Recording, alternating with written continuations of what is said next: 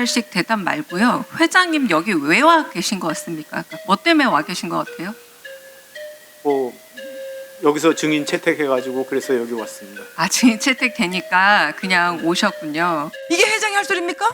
왜 그 자리에 앉아 계세요? 그만두셔야죠. 엘리트들이 말 안 듣는 건 사실입니다. 그럼 그 회장님이 컨트롤을 못 하시니까. 그 터줏대감들이 있습니다. 그런 사람들 때문에 당신을 인사 조치하겠다 이렇게 폭언을 했다는데 맞습니까? 아니 어떻게 그 직원한테 그런 얘기는 할 수가 없죠. 그건 상식적으로. 체육협력과 나와 있죠. 이경 회장의 발언을 이런 발언을 안 했습니까? 하셨습니다. 하셨다고 그러지 않습니까? 제가 한 얘기는요. 감독직을 사임할 의향은 없는지. 저는 이 문제 가지고 감독직을 사임할 생각은 없습니다. 제가 사퇴하겠습니다. 하지만 절대 명예로서 제가 통화를 안 하고 동의를 안 받은 거는 절대 저 동의를 못 하겠습니다. 제가 사퇴하겠습니다. 조금 이따 가세요. 조금 이따. 저는 부끄럽지 않습니까? 축구협회가 정시 가문의 사유재산입니까? 왕국입니까? 황제입니까? 그만두세요. 그만둔다고 하세요.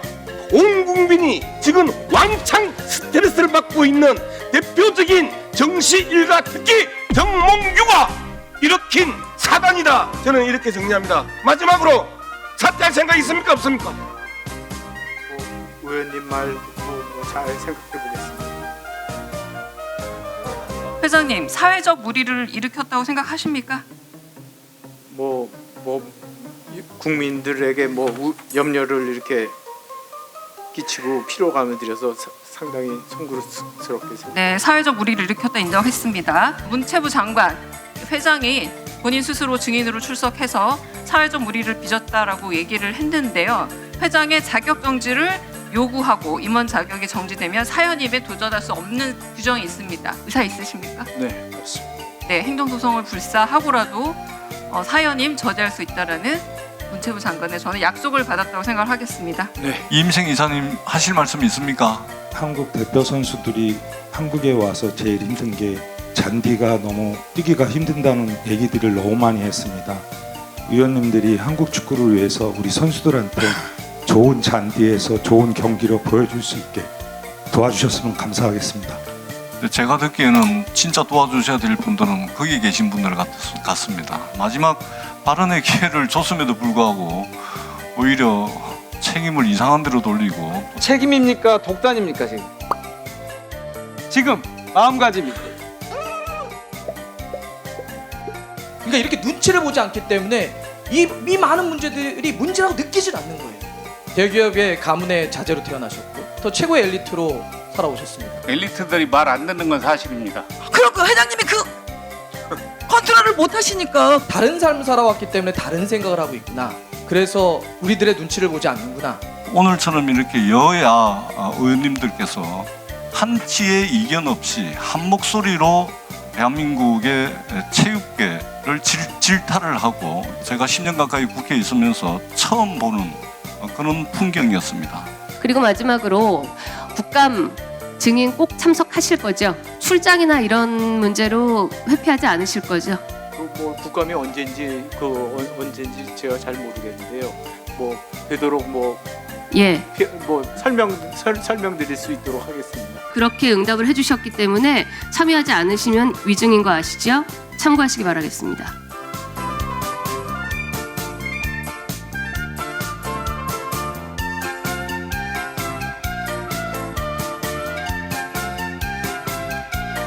황문성 해설위원께서도 유튜브를 하시지만 상당히 팔로우가 60만이고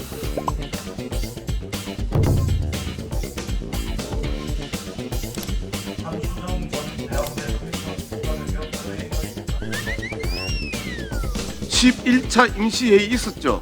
11차는 없었습니다. 제가 들고 있는 게 지금 참고자료 전력강화위원회 11차 회의로 제가 들고 있잖아요 지금.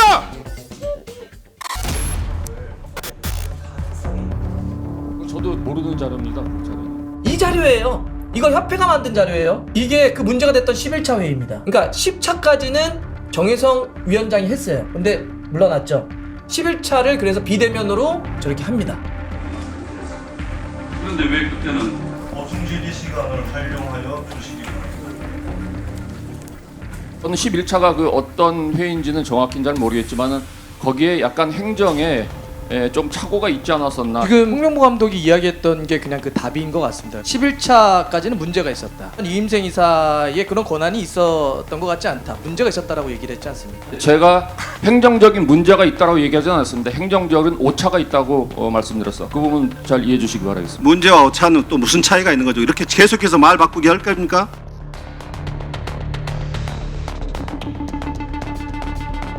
이번에 그 후보들 가운데 홍명보 감독이 투표가 아닌 순위를 정해서 저희가 처음에 뭐 저는 동의했다고 이렇게 들었습니다. 선임에 관해서 동의했다. 최종 후보 중에서 최종 결정을 해도 되겠습니까라는 동의를 얻어내고 나서 제가 결정했습니다라고 이렇게 발표하셨죠.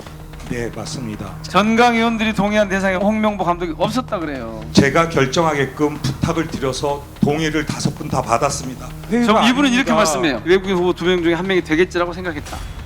홍명보에 대한 동의는 생각하지도 않았다. 박주호 의원님, 홍 감독이 선임될 거라고 예상했었나요? 저 시점에서? 예상을 하지 못했습니다. 왜냐하면 보세요. 예상을 했다면 공유가 위원님, 됐어야 저는 박주호 되는데 위원님과도 통화를 했습니다.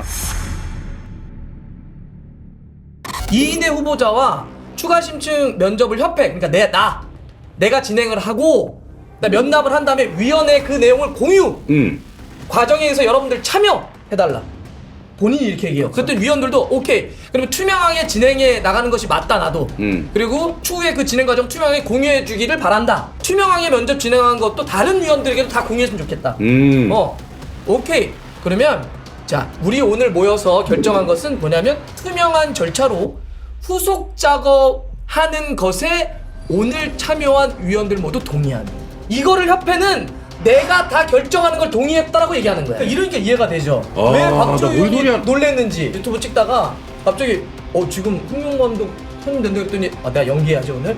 아이고 이러지는 않았을 거야. 저거 왜 보내셨습니까? 저 회유는 왜 하신 거예요? 한걸로 해달라.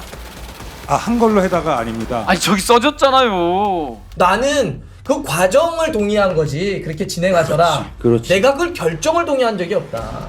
어제 박주호 의원이 이 얘기를 마지막에 너무 하고 싶었던 거야. 박주호 선수가 정말 중요한 포인트를 얘기하지 못했다는 거야. 박주호 의원의 마음을 제가 조금이라도 좀 오늘 전달해드리고 싶어서 이 얘기를 정말 하고 싶어 했어요. 보다 자세한 내용은 대구해드린 국정감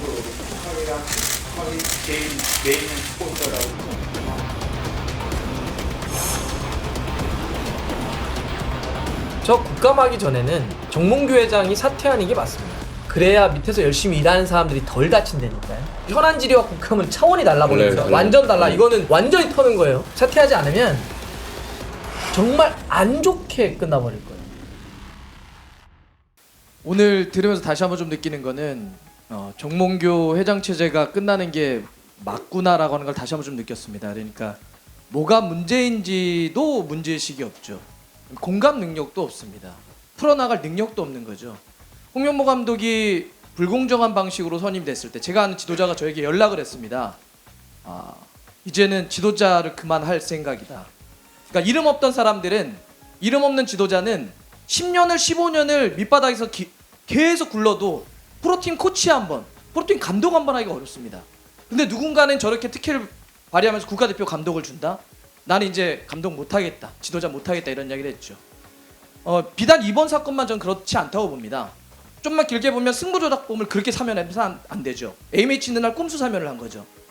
매우 반스포츠적 행위입니다. 만약 우리 사회에서 반사회적인 범죄를 저질렀는데 그런 식으로 꼼수로 사면한다? 아마 난리가 났을 겁니다. 클린스만 감독 그때 당시 전력강화위원들에게 발표 당일날 소집해서 바로 그날 통보하고 30분 뒤에 발표를 합니다. 말도 안 되죠. 파리올림픽 진출 실패했다고 하는데 그게 그냥 실패한 게 아닙니다. 축구 질 수 있죠. 근데 그때 어떻게 했냐면 파리올림픽을 이끌어야 되는 황선홍 감독을 굳이 안 해도 되는 임시감독으로 겸임시킵니다. 많은 사람들이 그러면 안 된다고 했죠. 위험하다고. 하지만 그 판단을 못합니다. 결국은 파리올림픽 진출 실패했습니다. 또 홍명보 감독까지 이어지는 거죠. 저는 이런 무능력, 무원칙, 불공정은 하나의 어떤 사건이 아니라 지금 정몽규 회장 체제가 이어지는 한 계속 반복될 수밖에 없다. 그런 점에서 저는 뭐 팬들도 그러겠지 많은 국민들도 이제는 끝나야 되지 않을까 다시 한번 재확인하는 것 같습니다. 국회 문체위에 증인으로 나선 홍명보 축구 국가대표팀 감독. 자신을 둘러싼 선임 논란에 대해 공분을 일으켜 죄송하다면서도 특혜는 없었다고 강조했습니다. 저는 뭔가 저한테 불공정하다거나 아니면은 특혜가 있다거나라고 생각하지는 않고 됐습니다. 저는 전력강화위원회에서 1순위로 올려놨기 때문에 제가 감독직을 받은 거였습니다. 제가 혹시라도 2위라든지 3위라든지 했으면은 저는 받지 않았겠죠. 근데 저는 전력강화위원회에서 1순위라고 제가 이임생 위원한테 그 얘기를 들었기 때문에 저는 감독직을 받아들인 겁니다. 그게 거의 가서 이렇게 부탁을 하는 식으로 해가지고 아까 부탁이란 하셨다고 말은 맞진 타타 않고요. 의원님이 말씀을 부탁이란 말은 맞지 하셨는데요. 않습니다. 예.